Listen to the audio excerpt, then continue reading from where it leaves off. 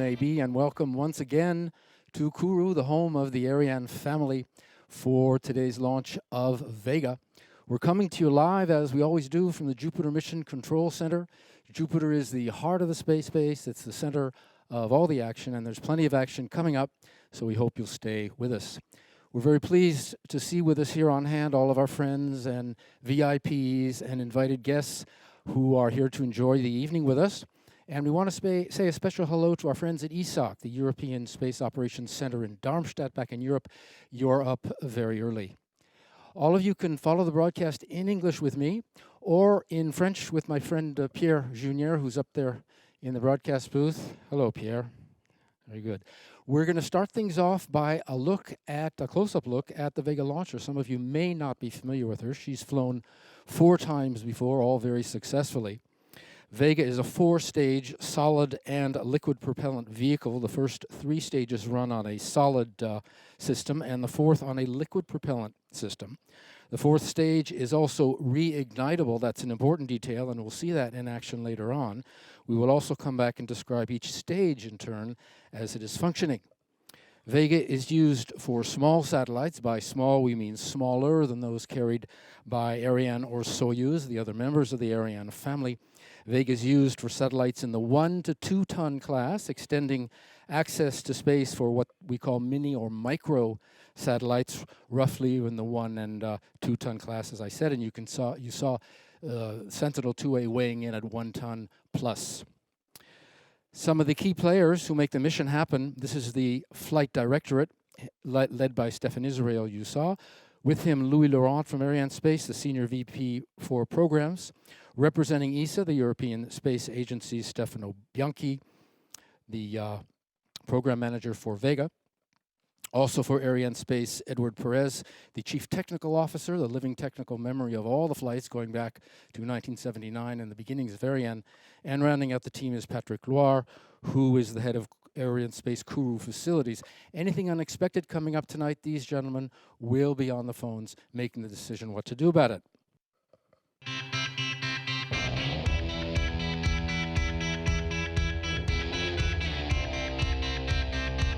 Like all parts of the family of European launchers, Vega's separate stages come to Kourou by ship. When they arrive, they begin what's called the launcher campaign. The stages are put together vertically. On April 20th, the first stage, called the P-80, moved from the booster integration building to the launch site and onto its launch table. The second stage, called the Zefiro 23, was brought horizontally from the preparation building where it had been stored, then hoisted atop the P-80.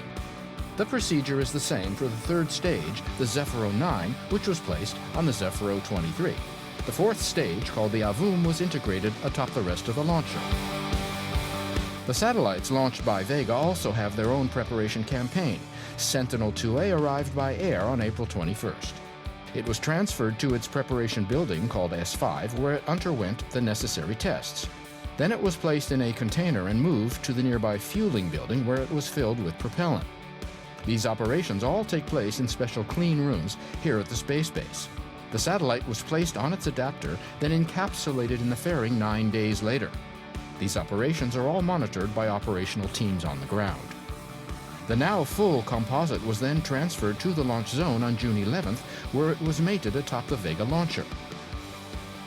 The tanks of the Avoum upper stage were then filled with its storable propellant.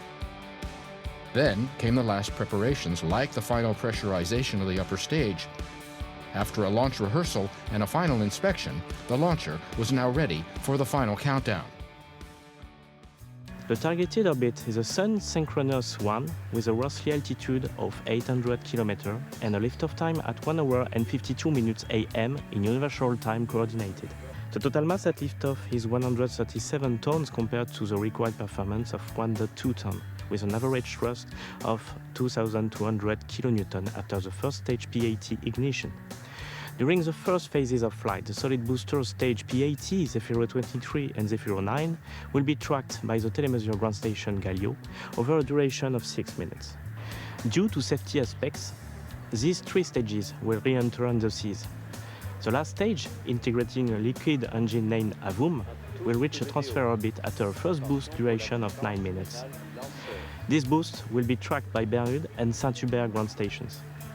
In order to circularize the final orbit, a second boost of 2 minutes will occur under Perth station visibility after a long intermediate ballistic phase of 35 minutes.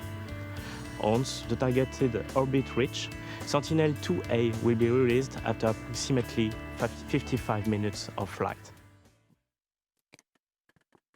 Back in the broadcast booth, Joshua Jampel here again. You can see the green status panels on the right telling the story. The panels are a go, no-go, red-green summary of everything it takes to launch and fly Vega from the base. And you can see we're on time and we're on target all as well. À tous de DDO. Attention pour moins une minute. This is a Norwegian engine Har tonight. Top. H0, moins une minute. All right, we are in the final 60 seconds of our launch tonight. Sentinel 2A, the people in the hall are going to make their way out to the balcony. What's going through your mind right now? Your baby's on the pad, about to go. You really think of all the people that have worked alongside with you to put this mission together. Your colleagues in industry, at ESA, and in partners organization, CNES, DLR, the European Commission. It's a real team effort. Well, the team effort culminating tonight in just 30 seconds. We're going to cut away. We're going to let you listen to the DDO, who's going to call out the final moments of the final countdown, and we'll be back when Vega has cleared the tower. Final countdown. Attention pour le décompte final. 10, 9, 8, 7, 6, 5, 4, 3, 2, 1. Top. Allumage et décollage vers 05.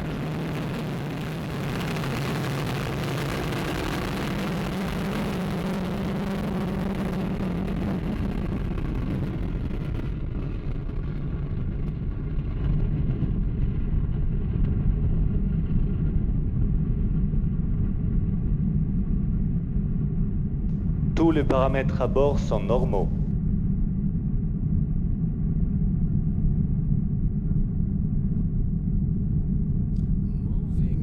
Moving through the clouds, off like a shot. You saw Vega rise like an arrow, surprisingly fast if you're used to watching Ariane 5. Acquisition de la télémesure lanceur par la station de Saint-Jean-du-Maroni. My friend Guido here pumped his fist in the air when he saw her rise. Were you aware you were doing that? That's terrific. Those of you who were following the Ariane flights know that the heavier launcher rises much more slowly. The DDO saying everything's normal. Ariane 5 weighs over 6 times what Vega does, carries 4 times as much propellant. She lifted off perfectly from French Guiana, beginning the 5th mission in her young career. She weighs now at liftoff 136 tons. They call her the light launcher, but she's not really as light as all that, 136 tons after all. The first stage burning now, weighing 97 tons, 88 tons of that are fuel. The first stage will burn its single engine for about 2 minutes before being jettisoned. All is normal on board. The first stage produced in Colleferro near Rome. The Italians leading this project, then delivered to the French Guiana propellant plant here where it's loaded with fuel, and it's then transferred to the booster integration building. You saw some of those shots in the launch campaign film we had just before beginning there. The upper segment of the Ariane 5 booster is also loaded in Colleferro, same place, same teams. The DDO has called out the separation of the first stage, also called the P80, and you can see we've had ignition of the second stage, which is called the Z23, Z for Zefiro. We're in the second stage burn now. The second stage, the Zefiro 23, will burn its solid rocket fuel for 86 seconds. It weighs 25 tons and 23 tons are fuel. What's the satellite doing now?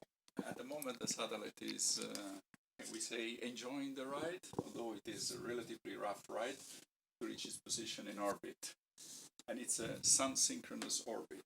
Sun-synchronous means that we are this evening launching towards north, towards a polar orbit, an orbit which goes over the poles, and it's an orbit that, while the Earth is rotating beneath the satellite. Le pilotage est calme.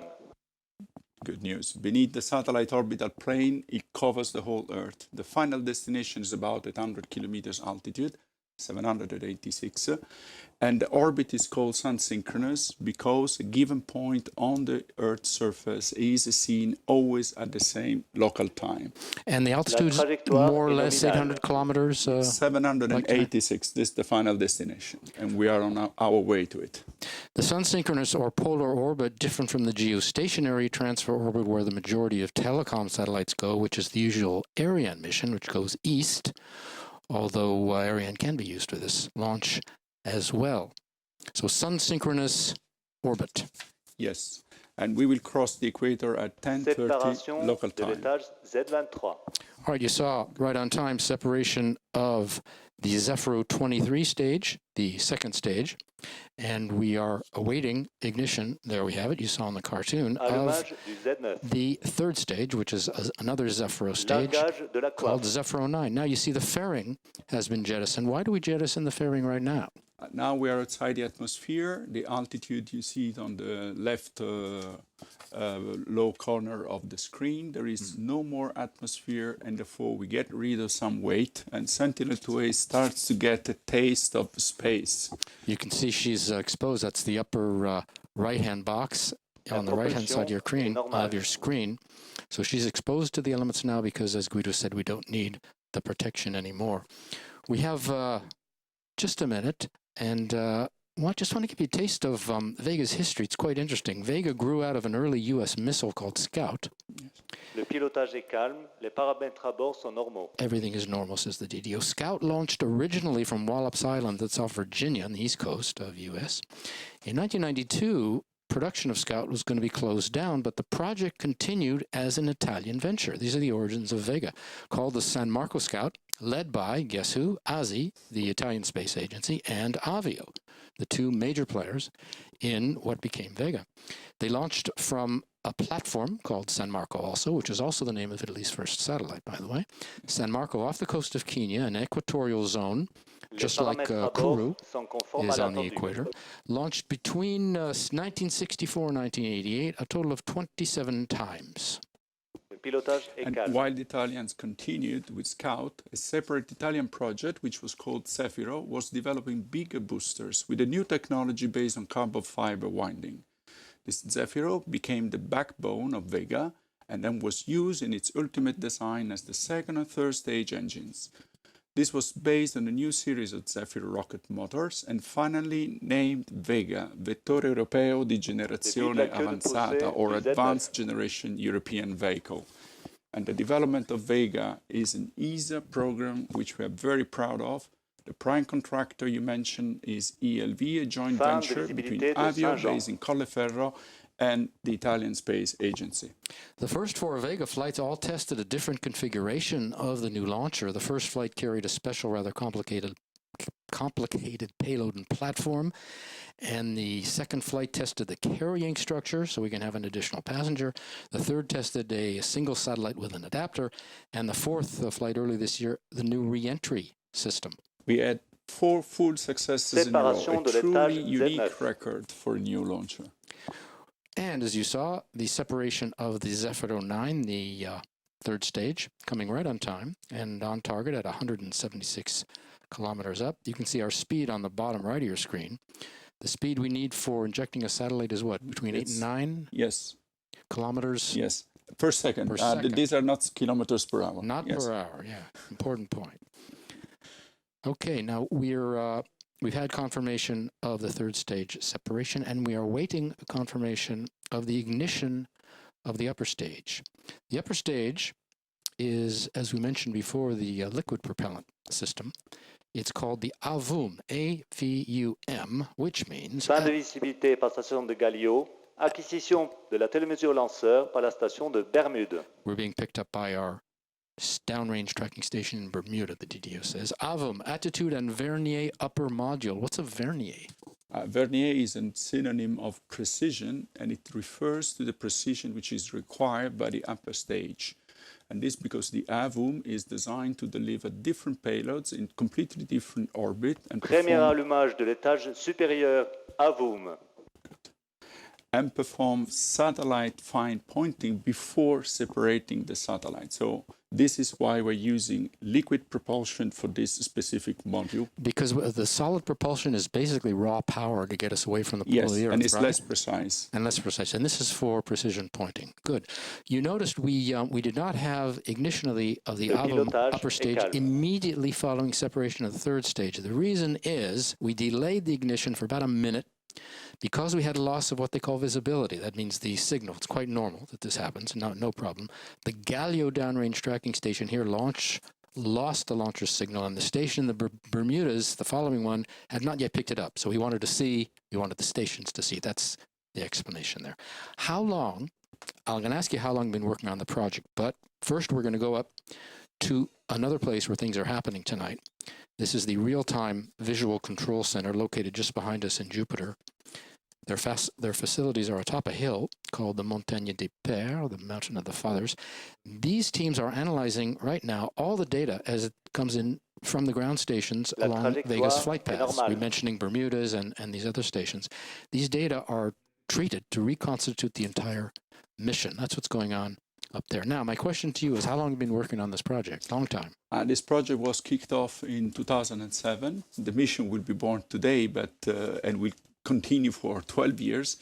It will be followed by Sentinel 2B next year, and we are already starting right now the development of the next pair, 2C and 2D, who will replace Sentinel 2A and Sentinel 2B. Because we launched a Sentinel-1 last year, right? That was radar imagery. Correct. Tonight we have a whole different instrument, right? An optical instrument. And each Sentinel family, as Volker Liebig has just said, is specifically designed to target one of the aspects of the overall Earth ecosystem to give us a full picture.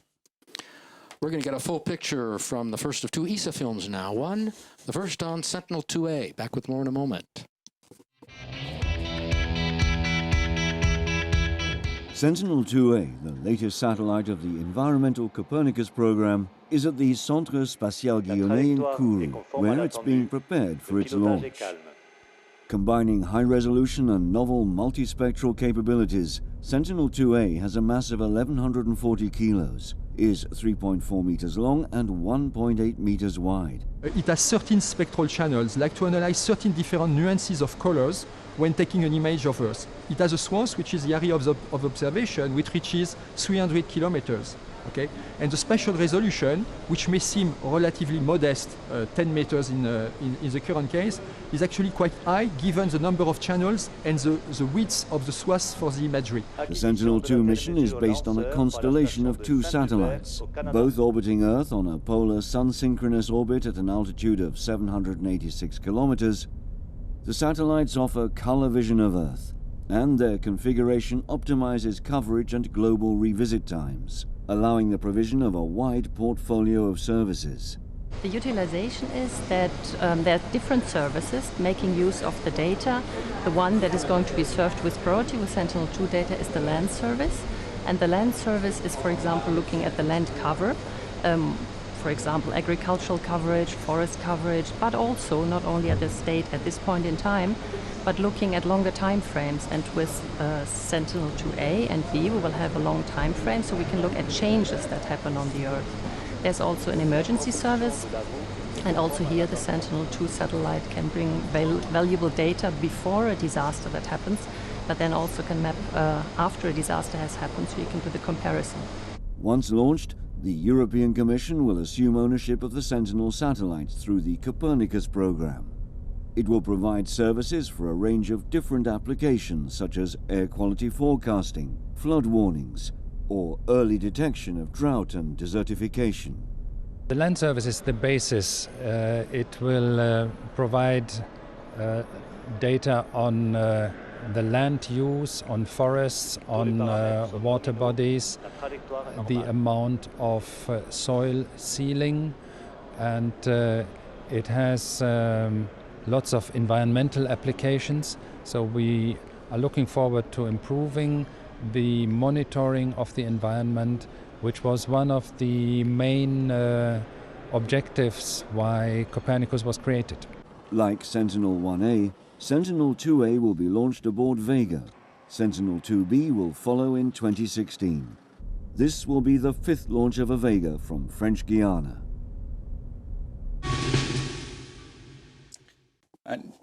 And you've seen some of the key people which are a little bit the symbol of this project. François Poteau, who is the project manager right from the beginning, has spent the last 8 years of his professional career on this project. And Bianca Herschel. As did you. Yes, I may say. and many others. They are really the symbol of the several thousand people that have worked on that. And Bianca Hirsch is the one who will take over the mission management starting from 3 months after launch.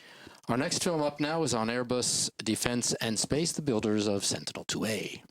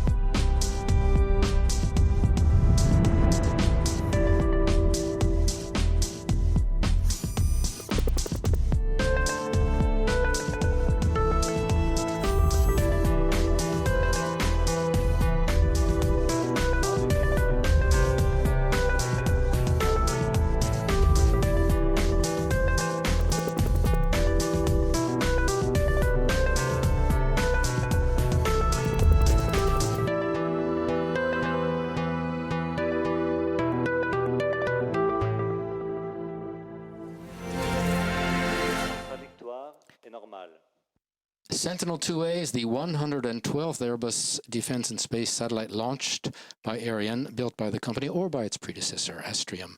And there are currently 11 more Airbus satellites in the Ariane space backlog. Indeed. Let me take this opportunity to thank Airbus Defence and Space and all the companies of the consortium. There are more than 50 that have contributed to allow us to be here today. This was indeed a very challenging industrial and technological development.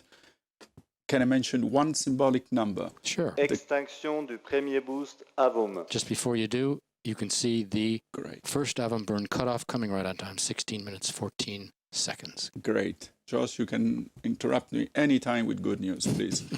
I would like to mention just one number, which is a little bit symbolic. The image camera has about 400,000 pixels. This means it has 100 times more pixels than the latest high-definition TV that you may have if you have a 4K TV. Good, that's a very telling figure.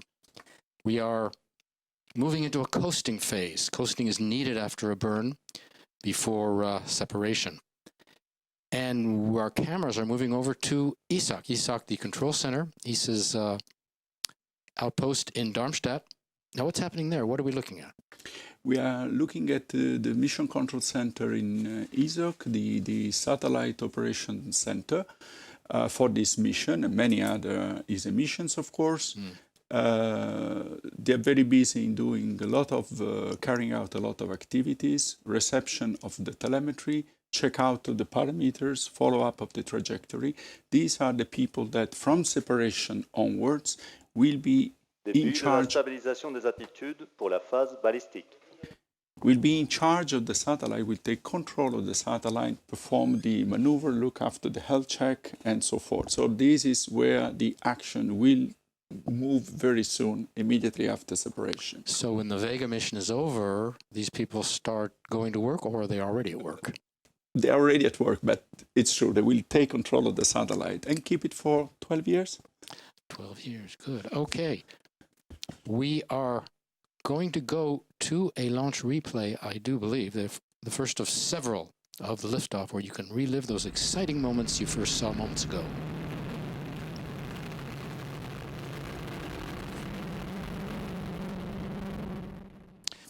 The mood is great. The teams are very concentrated and very high spirit, pleased by the perfect progress so far. But of course, this is also intense moment for sure. So it's it's a little bit like running the Olympics. You have prepared yourself for years, and now this is the moment. The moment has come.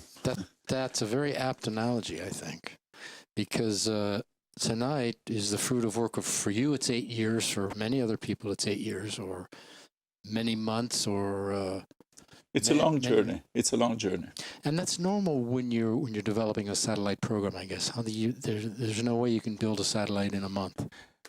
Any complex project requires long efforts and personal sacrifice, and this is the night. Didio has confirmed the second atom ignition coming right on time, 51 minutes 46 seconds, altitude 791 La propulsion kilometers. est nominale. Le pilotage est calme. So this is what's unique about the We are program. not just launching satellites in space. We are putting together a complete system. La trajectoire est nominale. We're coming up on separation of our passenger. Extinction You see the d'étage extinction of Vue de phase balistique. the AVM Sentinel 2A ready to be separated. 5443 is the number. All eyes concentrated here in Jupiter. Very focused moment. People who have gone through this before. May I ask you what's going through your mind? Difficult to express. De la phase d'orientation profit de Sentinel 2A. Like any achievement, you need to be able to overcome a lot of setbacks and difficult moments. And now that I've a flashback movie of these 8 You're years. reliving the 8 years. Yes. All right. Yes. Waiting for the separation now. We'll have the DDO confirming that in just a few seconds. Séparation du satellite Sentinel 2A vue par le lanceur. Well, there is the good news. Vega has apparently successfully separated her passenger Sentinel 2A. However, before we can start ringing the victory bells, we need a full confirmation. You can see how that happens, the separation. She's pushed away from the mothership by a series of springs. Now, we're waiting for confirmation. You better explain why we have to wait for confirmation. This is a very crucial phase, and a number of things have to happen. First point, we have to monitor separation, and this can be done, is done in two ways. From the launcher side, we have just heard it, and this can be seen also from the satellite side, therefore from ESOC. When you say can be seen, you're Séparation du satellite confirmée par le projet Sentinel-2. Voilà. Acquisition de la porteuse bande du satellite This is au-dessus from de la ESOC. station This sol means Perse 2 de l'ESOC. so that was our confirmation that we were waiting for. Yes. It came immediately. Yes, absolutely. Well, that's terrific. And you heard the applause. That's great. So that's the good news. So what happens now? ESOC starts working. ESOC starts working. We make sure that we are on the good orbit. Then we have to do a very important job, which is to open our solar array, to deploy the solar array. A single solar array. There is one. And this is very important because the satellite is, since a little bit more than an hour, on its own internal power, on the charged batteries. So this is essential. And last but not least, we need to run a health check of all the system and subsystem on board to see that the satellite is fully healthy after this rough but memorable ride. All right, so we've had our confirmation, which came relatively early. We have the good news. Vega's mission will be over, but our show will not be over because we're going to have the traditional post-launch speeches coming up. They're the ESOC people again. picking up their information. And it's from them that we got the confirmation, you said. Yes, Very absolutely. good. Users designed and built by a consortium of 60 companies. Is that correct? Right? Led by about 60 companies. So it's really a challenge, not just from the industrial point of view. Oh, we have our friends saying that the satellite looks great. I think this is the sign that the satellite is healthy. Because if it comes from ESOC, it must be official. And you see the project representative. Which one is the project representative? The man in yellow. Yes, and the lady in blue. And the lady, okay, with the two project, what would you call them? Project representatives? Project representative at ESOC. Okay, so we have Omar C, who is the spacecraft manager, and I think he's saying that the telemetry from the spacecraft shows that the satellite is healthy. It looks like Stefan Israel is making his way to the podium, so I think what you're saying is true. Stefan Israel his voice will be the next one you will hear. According to Vega's onboard telemetry system, Sentinel-2A has just been separated onto its targeted sun-synchronous orbit. For Vega tonight, it is the 5th success on 5 launches. Per Vega e 5 su 5. So, bravissimo Italia for this great success.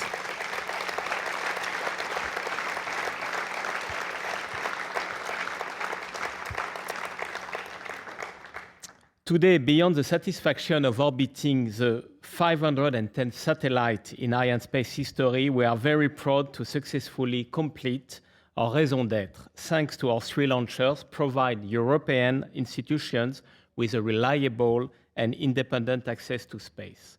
I want to express my gratitude to the European Commission and to Commissioner Bieńkowska, represented tonight by Philippe Brunet, for entrusting Arianespace with the launch of Copernicus' second satellite, following that of Sentinel-1A by a Soyuz in April last year. Many thanks as well to ESA. Étape fonctionnelle satisfaisante du satellite confirmée par le projet Sentinel-2 sur la base de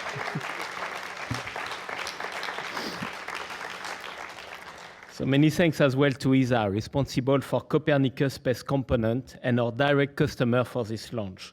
We are happy to share this moment of pride and emotion with Volker Liebig, Director of Earth Observation Programs at ESA. Thanks, Volker.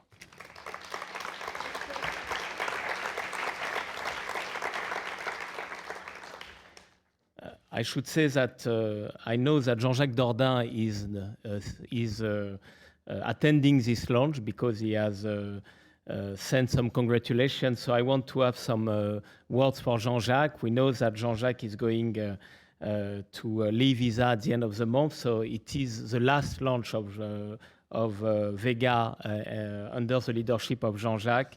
And on behalf of all Arianespace team, I want to thank Jean-Jacques Dordain for its continuous support to Arianespace and to all our launchers.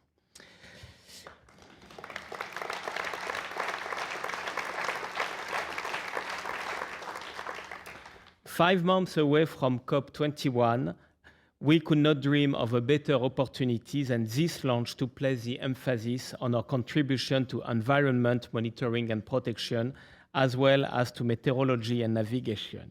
Indeed, Sentinel-2A is the 45th satellite orbited by Arianespace for these applications. I should mention as well that Sentinel-2A is the 112th satellite manufactured by Airbus Defence and Space and launched by Arianespace. Congratulations to Michael Menking and Jean Dauphin for this new success. Congratulations.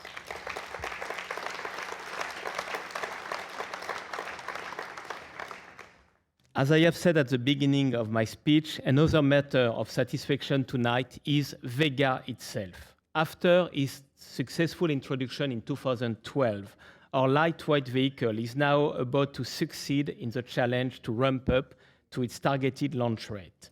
After IXV on February, Sentinel today, and before LISA Pathfinder and year, 3 Vega launches for 3 different applications is our goal for 2015. Vega is keeping up with its promises. The most demanding customers are not mistaking there. Vega's backlog has now reached 10 launches, 6 of them being for the benefit of export customers in the field of Earth observation. So let me thank again our prime contractor, ELV, a company jointly owned by Avio and the Italian Space Agency ASI, for delivering such a fine product, symbol of the Italian excellence in the field of launch vehicles. And congratulations to Colleferro's teams in Italy.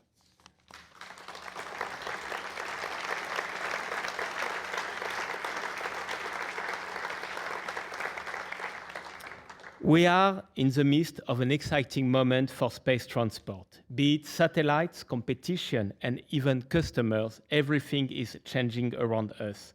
At Arianespace, we have addressed these profound changes by actively gearing up for the introduction of Ariane 6 and Vega C in synergy and working with all our partners for the planned new governance that will bring industry closer to the market. Tonight's launch, the 265th in Arianespace history, was the 5th step of another busy year that could lead us to a total of 12 launches from CSG. I would like to congratulate every component of the team whose work has enabled to reach such a satisfactory mid-year status. The European Space Agency, for sure, industry, our partners here on site, CNES CSG, as well as all our grand industrialists. And of course, I want to say a few words for Arianespace team. J'aimerais remercier particulièrement 2 personnes ce soir. Particularly 2 people tonight from Arianespace, our COEL Andrei Sikar and our CPAP Arnaud Savic. These 2 people worked day and night, I can tell you, to make tonight a success, and I wanted to give them credit.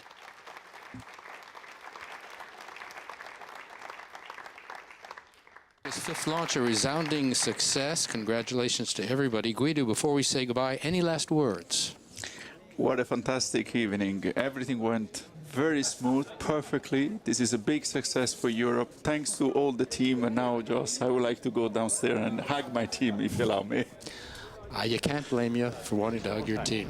Thank you for helping us out with the broadcast, Guido. All that's left for us to do is say goodbye. We'll do that over the last replay. Tonight with Vega on her 5th mission, successfully delivering by Arianespace Sentinel 2A for the European Space Agency and the European Commission. Next Arianespace launch, you heard Stefan Israel say July 8th, and Ariane 5 will be here. We hope you will be too. Until then, on behalf of everybody here at the Space Base, Joshua Jampa with Guido Lavrini of ESA, thank you for being with us. We'll see you next time. Good night, everybody.